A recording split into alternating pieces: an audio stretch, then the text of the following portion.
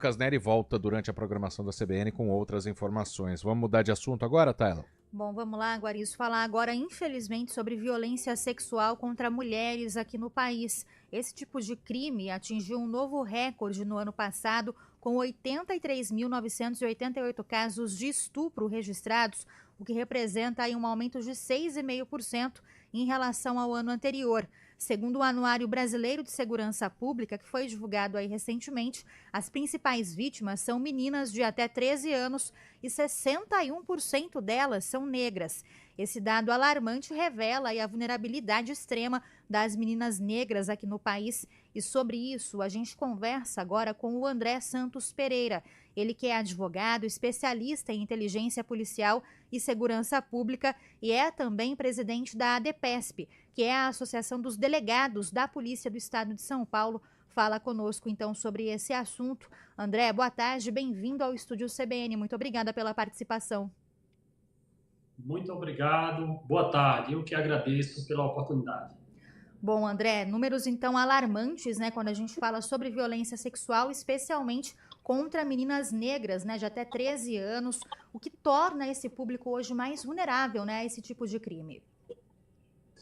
Exato, nós temos um preconceito já estrutural na sociedade brasileira relacionada à violência de gênero, ou seja, uma violência mais ampla contra as mulheres, e temos também esse dado específico relacionado às meninas, às mulheres negras, né? Então, temos diversos fatores para que tenhamos chegado até esse número alarmante, preocupante, né, em relação aos abusos provocados contra essas meninas. Portanto, o problema ele é muito mais complexo do que um problema apenas de natureza da segurança pública.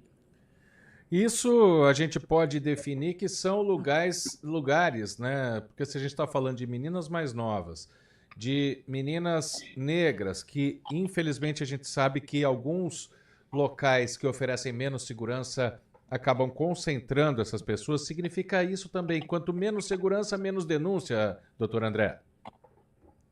Na verdade, esses crimes, os crimes de violência sexual, eles são praticados no ambiente doméstico. Então, nós não temos necessariamente um espectro de segurança relacionado a essas pessoas. Nós temos uma desestabilização familiar, temos, obviamente, pessoas com mentes criminosas, doentias, que praticam esses abusos, e temos uma sociedade que, ao longo do tempo, não tratou de combater os preconceitos de gênero, ou seja, as mulheres são tidas como objetos. Portanto, esses crimes eles são praticados no ambiente doméstico.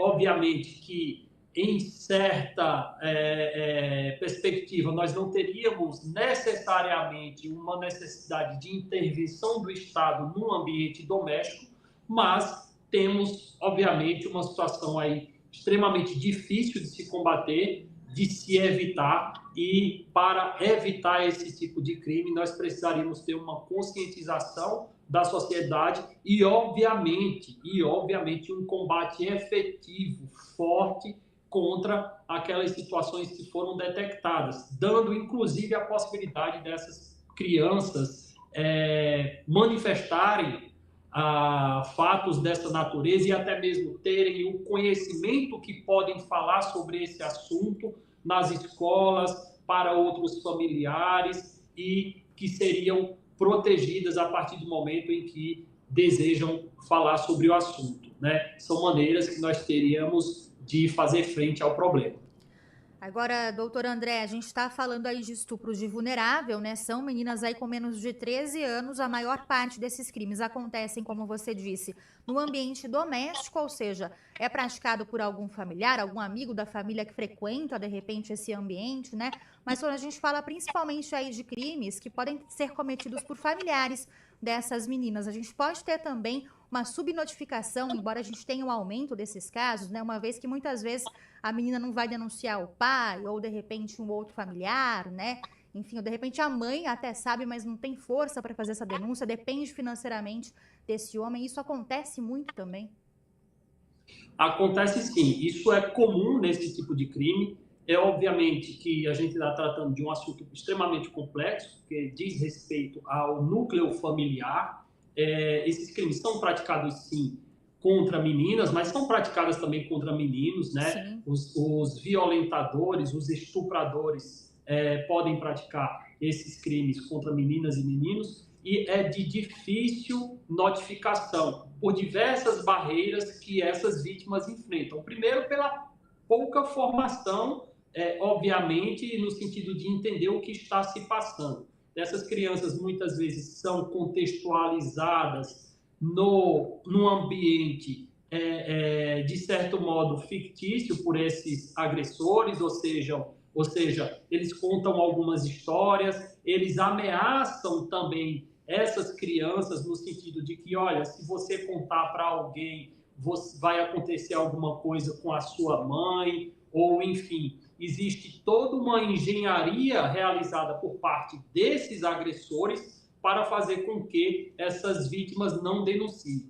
E essas denúncias, elas começam a aparecer a partir do momento que essas vítimas tomam consciência muito mais tarde. Então, uma criança que foi violentada aos 8, 9 anos de idade, normalmente essa vítima ela fica com sequelas psicológicas e já depois de certa idade, de ter ganhado a maioridade, ou seja, com 18 anos, enfim, é que esses fatos vêm à tona. Então, é um cenário extremamente complexo de se combater, mas é possível, sim, combater esse tipo de violência por meio da conscientização em escolas, da conscientização por meio da mídia, enfim, é possível fazer frente no aspecto da prevenção e da repressão também, a partir do momento que esses casos chegam à polícia. A gente está falando das vítimas, né, doutor André? Quase 84 mil casos de estupro contra mulheres no ano passado. E é um perfil do agressor, ele é o mesmo. Pessoa acostumada a cometer estupro, que relativiza, que acha o estupro normal. Não são situações corriqueiras, como uma briga de família, por exemplo, que às vezes acaba alguém morto. Eles têm esse comportamento, né, os agressores, esse comportamento meio que psicopático para fazer isso.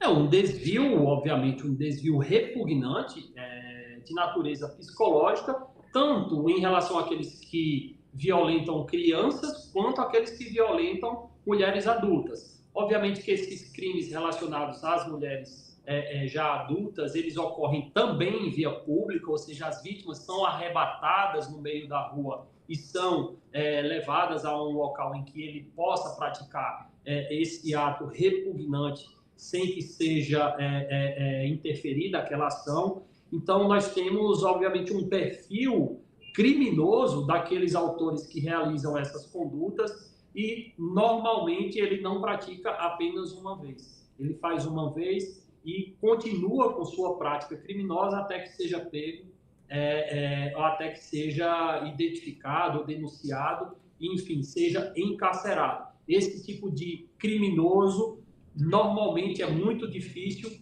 de reverter esse quadro, de reinseri-lo na sociedade e de fazer com que ele não cometa mais crimes. Mesmo aqueles que cumprem uma pena na prisão, é possível que eles retornem a realizarem essas condutas após serem colocados em liberdade. Por isso que é interessante também a monitoração de autores de crimes sexuais. É uma medida de segurança pública importante, que já é adotada em alguns países, e nós acreditamos que seria necessário também aqui nós termos esse monitoramento aqui também para aqueles que já estão nas ruas, postos em liberdade, já têm até cumprido sua pena, mas precisam ser monitorados para não voltarem a realizar esses crimes. Doutor, por fim, a gente está falando aí de quase 84 mil casos de estupro só no ano passado aqui no país. Desses 84 mil, 76% são estupros de vulnerável, quando a gente fala aí